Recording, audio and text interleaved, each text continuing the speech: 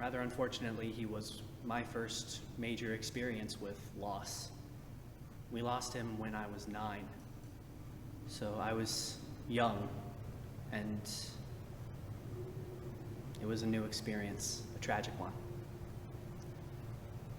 But even though I only knew him when I was really young, Matthew still has an impact on my life, even today, because it was thanks to him that I got my first performance experiences. Back in Weathervane, when I was in 1st grade, I worked in Weathervane summers every chance that I got, whether it was main stage or Y Art or the workshops, whatever I could do, because I loved performing. It was my own little place of the world, my own place where I could really be me. Anyone who's ever been a music kid in public school knows that you don't get a whole lot of those. And so, losing him was hard. But in a way, we still haven't lost him, because 10 years later, he's still giving me that guiding hand on the back and pushing me along. Because if it weren't for him, I wouldn't be on the path that I'm on. And the path that I'm on is still pretty uncertain. There's still so many avenues open in front of me, and I don't know which one I want to go down, but it's only thanks to Matthew that I'm on this road at all. So, in the spirit of having your own little place in the world that you're still trying to find, this is Corner of the Sky from Pippin.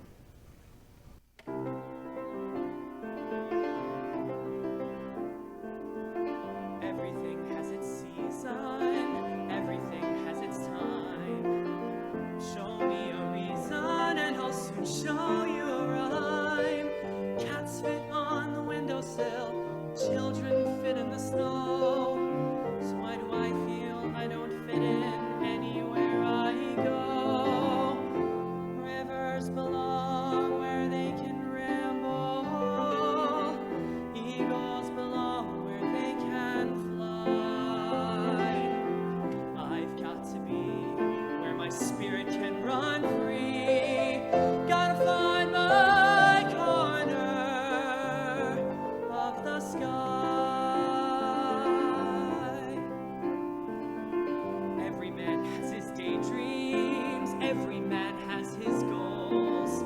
People like the way dreams have of sticking to the souls. Thunderclouds have their lightning, nightingales have their song. And don't you see, I want my life to be something more than long. Rivers belong where they can ramble. Eagles belong where they can fly. I've got to be where my spirit can run free. Gotta find my corner of the sky. So many men seem destined to settle for something small, but I won't rest until I know I'll have it all. So don't ask where I'm going, just listen when I'm gone. And far away you'll hear me singing softly to the dawn. Rivers belong where they can ramble. Eagles belong where they can fly.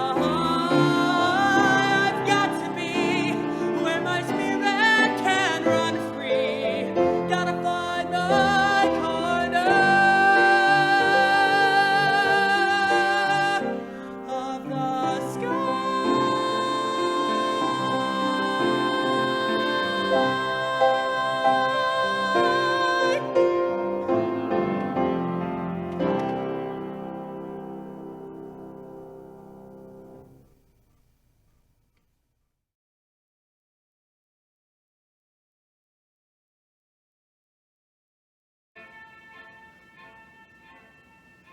When the sky is a bright canary yellow, I forget every cloud I've ever seen.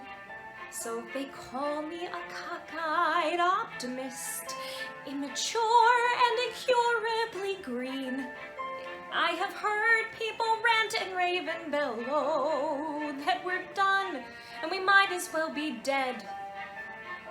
But I'm only a cockeyed optimist, and I can't get it into my head. I hear the human race is falling on its face and hasn't very far to go. But every whippoorwill is selling me a bill and telling me it just ain't so.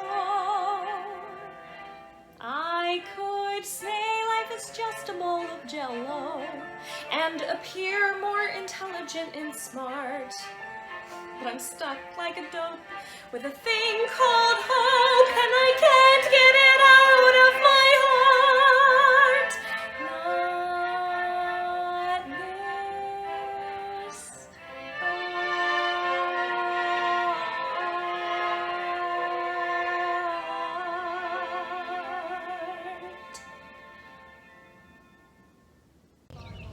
So one of my favorite memories about Matthew was my first phone call with him. I auditioned at what was it, SETC, and I had a couple of callbacks, but it was all a blur. You know, I don't really remember a whole lot. But I got a phone call from Matthew, and he's like, "Hey, you know, this is Matthew from Red Rain Playhouse, and I'd like to talk to you about bringing you on as an intern." I was like, "Great," and he's like, "Okay, so we'd like to offer you the roles of," and he listed like my dream roles just back to back to back.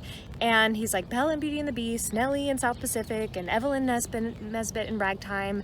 And I listened to it like, and I think I said something like, okay, so what do I get to do? Because I think my brain just didn't compute that I was gonna get to do all of them. I think I was like, oh, he's just listing the season, and then after he lists the season, he gets to tell me what I get to do or something. I don't know.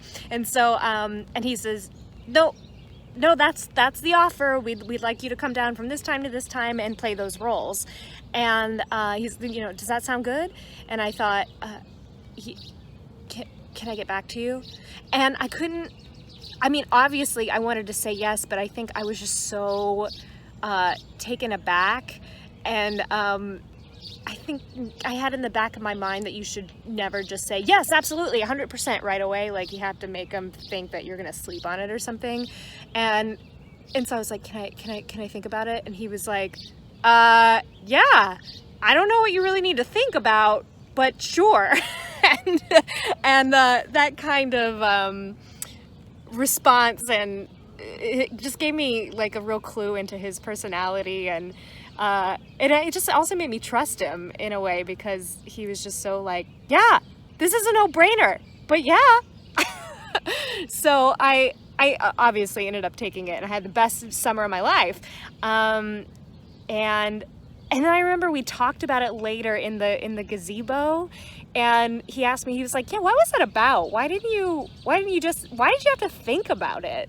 And I told him, I was like, you know, I think I was just scared too, because at the time I was going to a conservatory where, you know, they break you down before they build you up, and I was in the breakdown stages, and I didn't know if I believed that I could do it, or I thought like, oh, there's no way, that's way too much, I'm gonna suck and fail or whatever.